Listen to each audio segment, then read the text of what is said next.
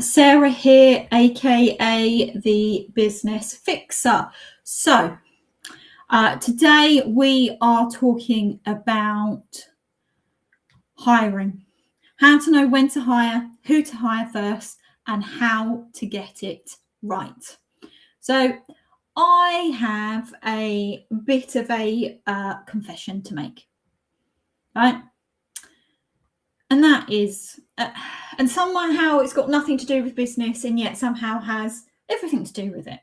So for years, I've had this list, not a vague set of preferences, but an actual considered non-negotiable list of what I am looking for in a partner. So things like ambition, confidence, a genuine good sense of humour, not those sending those silly memes that they think are funny, but properly funny. You know, the roll over laughing sort of funny, right? They're some of the things that I knew I needed. And then quietly sitting somewhere near the top of that list, it was height. Then bearing in mind, I'm tall and I love my heels.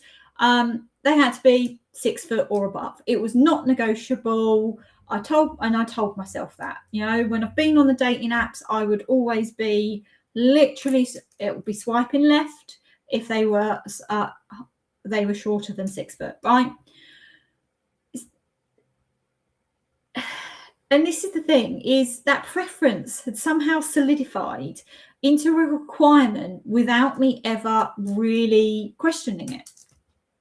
Then I started talking to someone who ticks every meaningful box so far, right? The ambition is there, the confidence is there, the humor is very much there, because he has the things that so far seem to actually matter.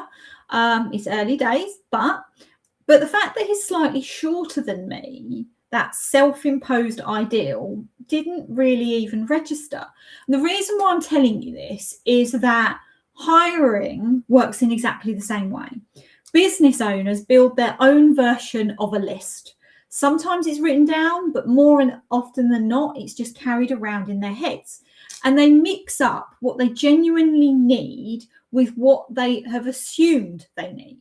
And the result is a recruitment process that potentially can filter out good candidates for the wrong reasons, or even worse, lets the wrong ones through because they happen to match the surface level criteria while missing everything that actually mattered. Now,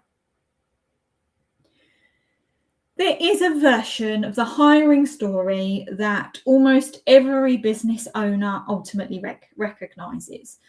And it usually starts not with a plan, but with a problem. You're busier than you can manage, something is slipping, or often a lot of things are slipping, whether that's a client relationship or ships, a deadline, or your own sleep, or a combination of all of them. And the pressure has built until you basically have the decision to hire stops feeling like a strategic choice and starts feeling like, well, it's actually an act of survival now. And at that point, the process tends to compress. The job description gets written quickly, often late at night, cobbled together from memory, and a vague sense of what the role might ultimately involve. Now, you put the advert up the next morning, applications come in, you skim through them when you get a moment, and you interview the ones who seem reasonable. And you hire the person who felt right in the room. They start, and within a few weeks, or even sometimes sooner, you know something is off. How many of you have experienced that, right? The role wasn't defined clearly enough. The brief was vague, and in reality, personality and cultural fit are one of the most important things to hire for, because skills can be taught and behavior cannot, can't even speak, right? The mistake was not really caring about those things. You just looked at what looked good on paper, right? Now, this isn't a story about you being careless. It's a story about what happens when urgency replaces the process, and when the pressure of the immediate problem overrides the clarity required to solve it properly, right? The issue is not that you as business owners make bad decisions. The issue is that you're making decisions without the foundations being in place to make good ones. Now, most hiring mistakes happen before the first advert is even published. And that's not a dramatic overstatement. It's just simply what the evidence shows. And what experienced business owners tend to recognize only after they've made the mistake, at least once. Now, how many can be honest with yourselves and say you've made the mistake more than once? The problem almost always traces back to the job description. Now, a job description is not a formality. It's something you write. It's not something even to write to satisfy a process. It's the document that defines why the role exists, what success looks like in that role, and what kind of person is actually equipped to do it. And if that document is vague, if the responsibilities are broad, the criteria are unclearly defined, and those expected outcomes are absent, then every single stage that follows in the process is going to be harder. It's going to be less reliable and more likely to produce the wrong result. You cannot screen applications accurately against criteria that are not clearly stated. You cannot interview well without knowing who or what you're actually testing for. You cannot make a confident hiring decision without a clear definition of what actually good will look like. And this is also where the essential versus the desirable distinction becomes critical, right? Going back to my dating analogy for a moment, right? The non-negotiables that I had decided in terms of height. Now, that might still sit there in occasions, but with this particular one, I'm realizing that really it's a desirable and that some of the other things are more important. But when you're hiring, right, the things without, like, the things where you're thinking where the person genuinely cannot do the job, the skills, the experience and behaviors that they actually require, you know, that's where this is, I'll try and get my words out, right? This is where it's important to be looking at the non-negotiables, right? Which is the things that they have to be able to do the job, the skills, the experience and behaviours that the role actually requires. And you can tell I'm doing this live because I'm fumbling my words, but, you know, it is what it is. I try and be as authentic as I can be. Whereas the desirables are everything else, the nice to haves, the things that would add value, but not the foundation of the decision. And muddling these two categories, treating a desirable as though it's essential, or letting a strong desirable on paper over a missing essential, is one of the most consistent sources of hiring error. It sounds simple to separate them. In practice, it requires real clarity about what the role actually demands, which in turn requires a properly written job description in the first place. And in that being absolutely crystal clear as to what's essential and what is desirable, right? Now, I know you guys, you're not naive when it comes to hiring. Most of you know that in principle, that getting it right, it really matters. The resistance I see is building a proper process, right? And that's not about being ignorant. It's about the way the decision tends to feel. Hiring, particularly for established businesses where things are ticking along, involves a particular kind of vulnerability. And as business owners, we like to have this facade that everything is tickety-boo. And you're letting in someone that into something that you have built and you care about. You're trusting them with your clients, your processes, your reputation. That vulnerability tends to produce two opposite and equally unhelpful responses. The first, overcaution. The belief that you will instinctively know the right person when you meet them, and therefore the process is largely a formality. The second is under preparation. So you are moving too quickly because the need feels urgent. And the idea of slowing down for a structured process feels like a luxury you ultimately cannot afford right now. And both responses share the same underlying assumption, which is that instinct is a reasonable substitute for evidence. It's not. Instinct definitely has a role, and we'll come to that, but it is a final check, not a primary method. The business owners who hire well are not the ones with necessarily the sharpest instincts, but they are the ones with the clearest process and the sharp instincts. Now, what that poor hire can look like on a day-to-day basis is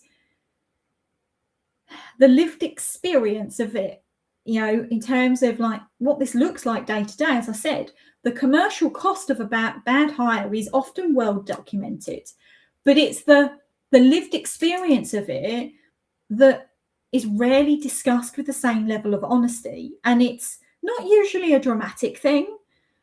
There's rarely a single moment of obvious failure. And I don't like to use the word failure, but, ultimately, this is the context.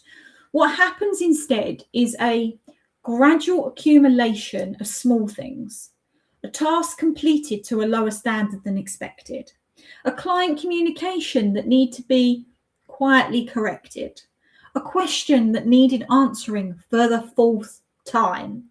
And on their own, none of these things may feel significant, but together they constitute a pattern that you recognize. And slowly, with a growing discomfort, you see you've hired the wrong person. And the emotional toll of all of this is real. A poor hire does not just cost you money and time, it costs you confidence then in your own judgment. It makes the next hiring decision harder because you approach it with more hesitation and more doubt. And in some cases, it makes you even more reluctant to delegate at all, which in turn keeps you central to everything in your business and exactly the stage when stepping back is what growth requires. Now, the real cost of a hiring mistake, right, the internal cost of hiring a mistake, the confidence knock, the self-doubt, the reluctance to try again, tends to arrive quietly and stay longer than you expect. The commercial cost, when you look at it properly, is considerably more concrete. There is the time invested in the hiring process itself, writing the advert, reviewing applications, conducting interviews. There is the onboarding investment, the hours spent bringing someone up to speed, explaining systems, introducing them to clients. And then when the hire does not work out, there's the cost of doing it all over again, you're also managing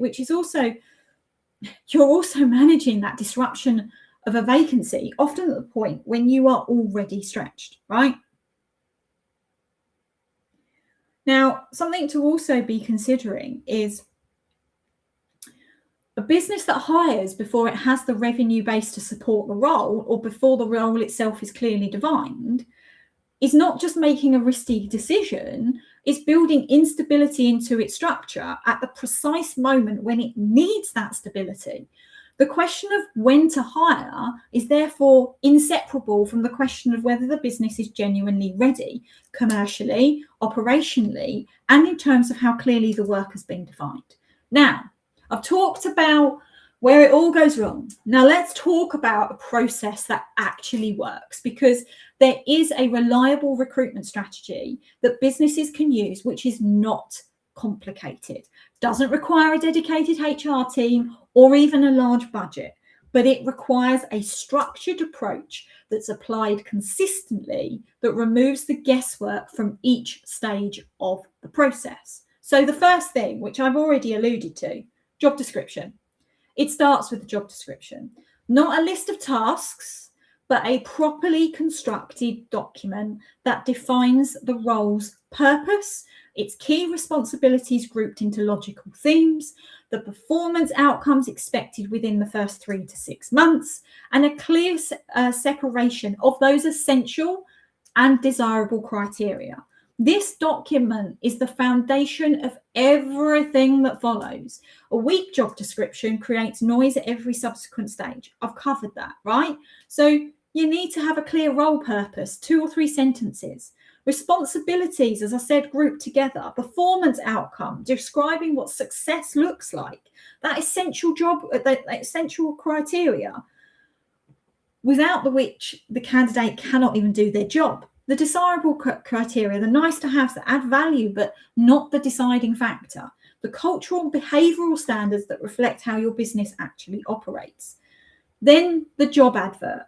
The advert is not a copy of the job description. It's a marketing communication written to attract the right candidates. And just as importantly, it's to filter out the wrong ones. Essential criteria should be clearly visible. Vague language such as fast-paced environment, team player, or can-do attitude fills space without communicating anything useful to a candidate who is genuinely assessing whether the role is the right fit for them, right?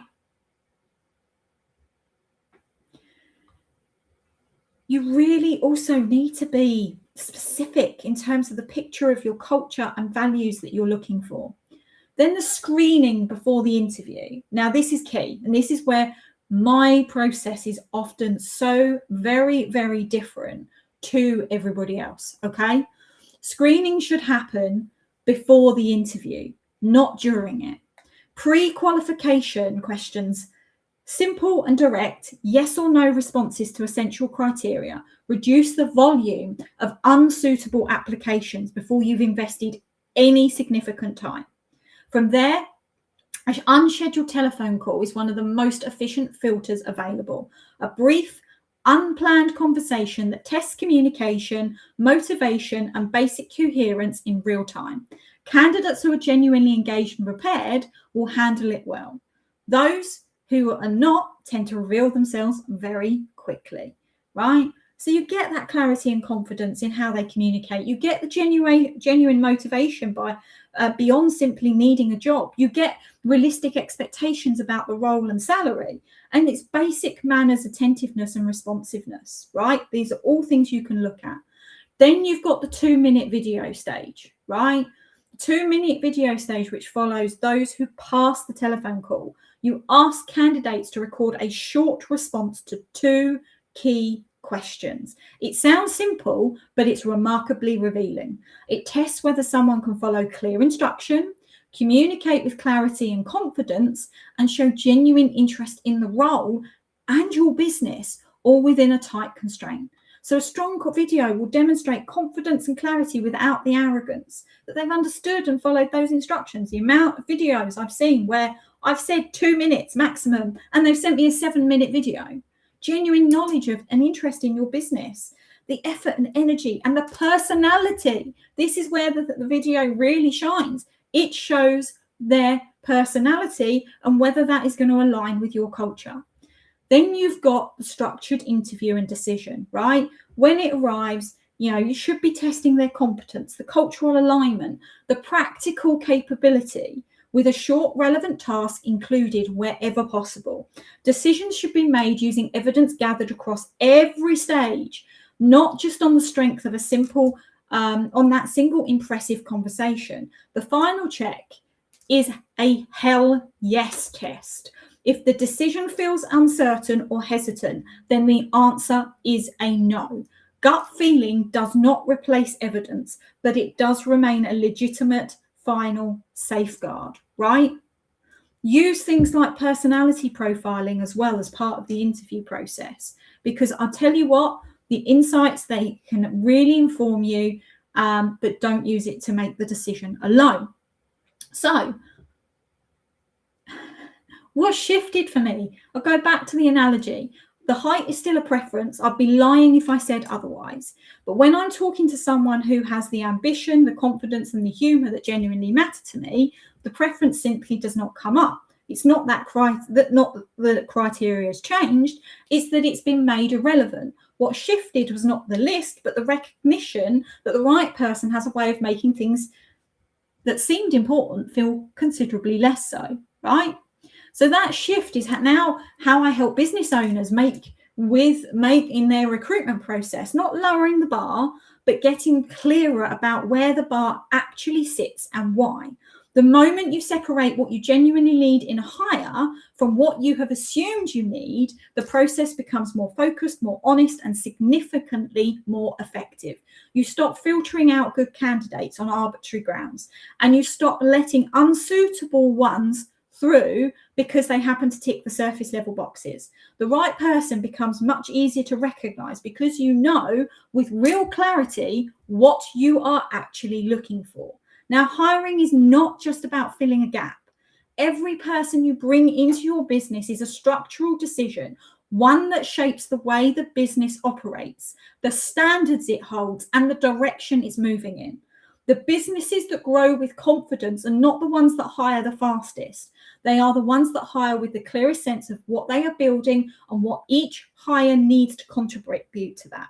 The clarity does not require complexity, but it does require true honesty about where the business is, what it genuinely needs, and what kind of person will move it forward rather than add weight to it. When that clarity is in place, recruitment stops being something that happens to you in a moment of pressure and because something you do with intention, right? So knowing when to hire, who to hire, and how to run the process well is a skill. It gets sharper with practice, and it gets considerably sharper when it's built on a proper framework rather than good intentions and a tight deadline.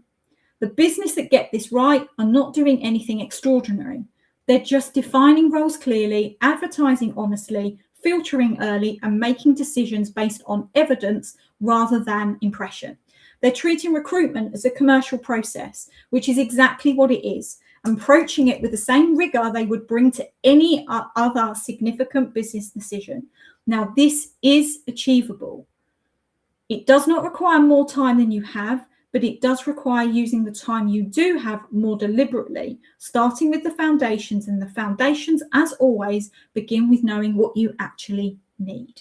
Now, if you're ready to make better decisions about your business, including how you hire, how you structure your team, and how you build for growth without it all resting on you, then you need to book in a business performance strategy session with me. It's a great place to start. It's focused, practical conversation about where your business is now, what it needs to move forward. Let's book your session and let's get into this. If you want to do that, just simply comment the word hire and you and I can have that conversation. Thanks, guys, for listening. Hope you've got some value, and I will see you all again next week.